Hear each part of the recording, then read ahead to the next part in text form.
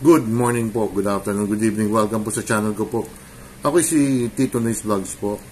I hope nasa mabuti po kayong kalagayan, mga titos, mga titas, mga lolos, mga lolas, mga nanay, mga tatay po. Babatiin ko yung mga ano ko. Halos isang taon na kami, to be exact, itong buwan na to. Nakalimutan, sino bang isang taon na ano. Basta, alam niyo na kung sino kayo ha. Isang taon nang kaming magkaibigan na until now solid. Yung mga baguhan na dumarating dyan, itanong nyo na lang kung anong porte ko. O sige, commentaries, reaction, at saka opinion po.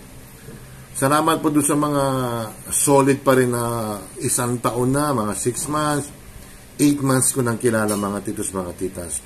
Makikilala nyo rin po ako. Nagsasabi dyan na very supportive daw ako. Tanong nyo na lang doon sa iba. Ayoko nung sinabi ko na nga di ba? Ito mga kababayan ko ang last day or yung pinaka final day na po to consolidate yung mga jeepney nyo po, yung mga luma natin, mga pampasahirong jeepney mga kababayan ko. Hanggang April 30 na lang mga kababayan ko. No more extension na to. Medyo yung ibang mga cost-oriented group dyan, may mga samahan ng mga jeepney driver na hindi pa rin pabor sa mga parang ang jeepney is imo-modernize na mga kababayan ko. Wala na daw yung mga kakarag-karag. Ako, selective ako dyan mga titos, mga titas Kung pwede naman ma-save pa o pwede pa ma-restore ang isang jeepney, maski na 40 years old na yan, kung papalitan ang makina, pwede pa siguro. Pero mga babayan, kung sino ba isang jeepney driver, sorry, hindi ako nagda-downgrade, mga titos, mga titas. Sino bang may halaga na 1.5 million na 2 million pesos sa isang modernized na jeepney, mga kababayan ko? Napakamahal po niya. Ilang years to ba yan? Sino ba magbabayad ng down payment niyan? Tutulong ba ang gobyerno dyan, mga titos, mga titas? Kasi naaawa rin ako doon sa mga jeepney driver na magkano ba ang niyan? Ang mga binaboundary niya, mga titos, mga titas? Magkano lang ba? Siguro ang makakaano dyan, mga operator din, pero ang mga operator umiiyak din mga titos, mga titas sa kamahalan nga ng isang modernized jeepney. Hindi ko alam kung electronican or gas, I think gasoline pa rin yun or diesel Hindi ko lang alam. Pero parang kinalalabasan nito mga titos, mga titas, parang anti-porto. Tinan mo, 1.5 million hanggang 2 million pesos mga kababayan ko.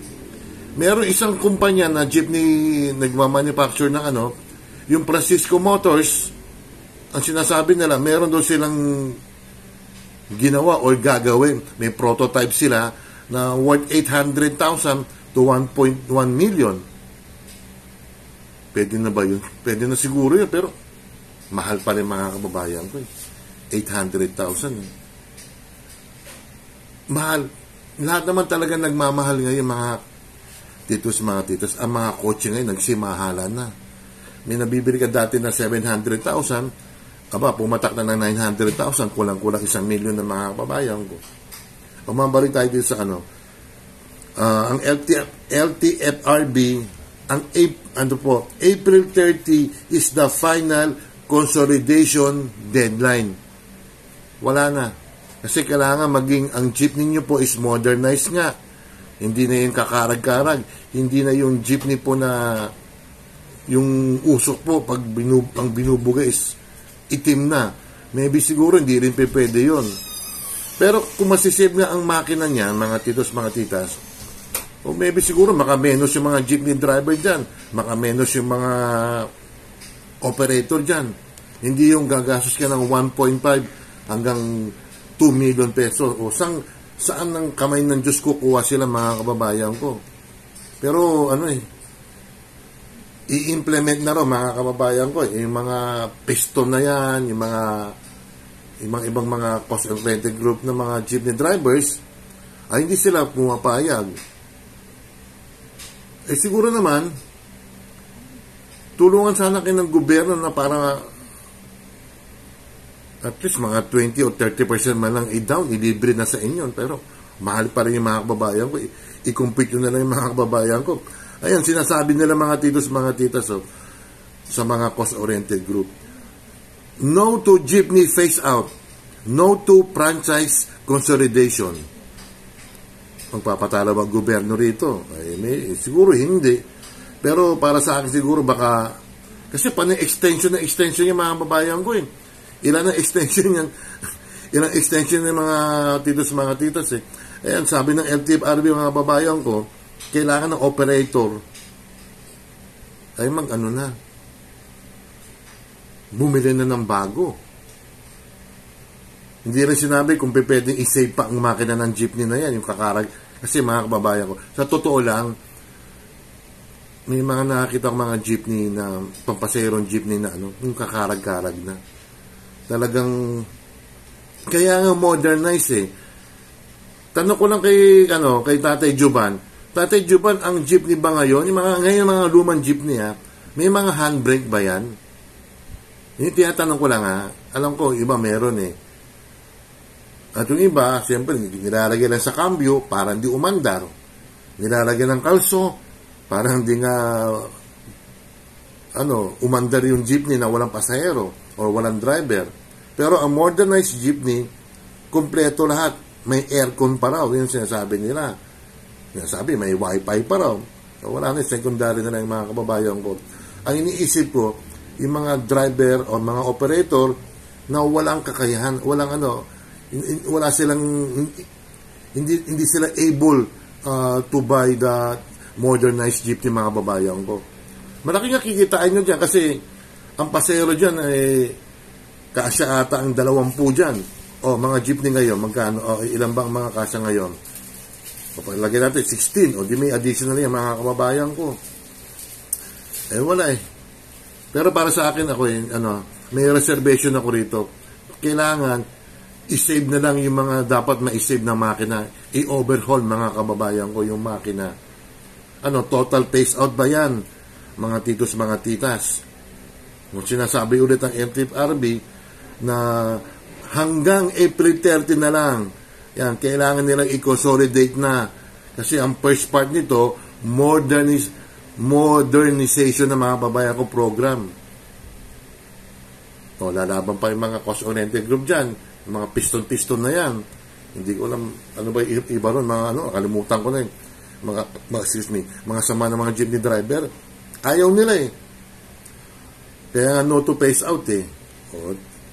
Na lang tayo, abangan ang susunod na kabanata.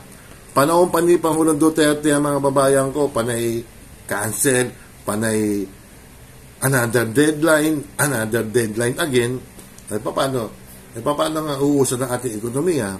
Kaya lang, may exception niya mga titos, mga titas.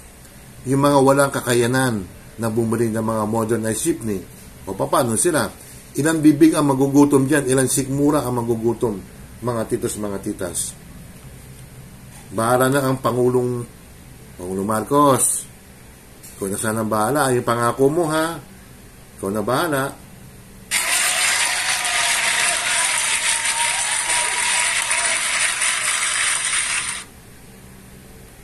Hindi na ang jeepney ang king of the road mga kababayan ko. Mga motor na. Yung mga dyan, mga malalaking bus, yun lang siguro. Shoutout muna tayo mga titos ha. Ang isa shoutout ko ay sino ba si Michi Tigerfield. Michi, okay ka na ba? Ate Ruby Vlog, Cherry Papa's Adventures, Oxista, Shinjin Vlog Official, Charlene Mendrano, Jane Barona Vlog. Sino ba to? Coach MB26, Doc Juday, Mama Rin Official, Amrena Vlogs, Tessa Balo Official, Nanay Eva TV, Joman de Motorista de Papaya de Buko, de Pakwan de Watermelon, Principal Kim, Mayang Vlogs, Eldon SK Vlog, Revs SK Jamming Vlogs, A.R. Purple, Junito Marinado, Myra T. Sanchez, Kepetik TV, Remy Parodino, Tony Marsan, Lisel Isimix TV, MJ Mix TV, Sisi Koy, Angel Mix Vlogs, Kathleen, Chubbs, Mi Latina, May Bunso, Natasha Mix Vlog, Arlene Hogs, Casablanca, Mami ni Raj, Jessa Marie, Baby Yashi, Eunice and Burgess Tante, Malus TV, Food Trip, Ranger TV, Guwapong Lalaksot, Jana Mix Vlogs, Benji Opa Sanchez, ano pa to? Si Angelina Gonzon ng New Zealand, Dems Cake, Sweetie Cake Channel, Nuna Wonder PH, Julian's Vlogs, Ella Kimo, Cindy Mini TV, Eris Neris Channel, Jarina, Saudi Arabia, Dala Ricarte ng Israel, Evelyn Orasi, Evelyn Official, Simply Grace at Ate Isabel, Tess Padulina, Nina Laresma Lorsano, Marita Soco, Josibi, Tita Marie, Angie of San Francisco, Ferdy Albino, Kapater Naga, Rosebud Adventure, Family Flower Vlogs, Jovis Official Channel, Charles Lumawig, Abo SKTV, Tita Pearl, Boss Anin, Girlie Mercer, NKC, Banana, Baby Abby, Sarah Vlog, Learn, JC is Over, Wendy Anuel, Mother Earth, Akisa Fabia, John Carol Vlog, Andini Gymnastic, Beth Pinapil, at saka sino pa ba? Naku, hindi ko nalilista talaga. Ay, di si binabati ko si Kapango Vlog, mga titos, mga titas, si Ichel Vlog, and then si Maricel Vlog, mga kababayan ko.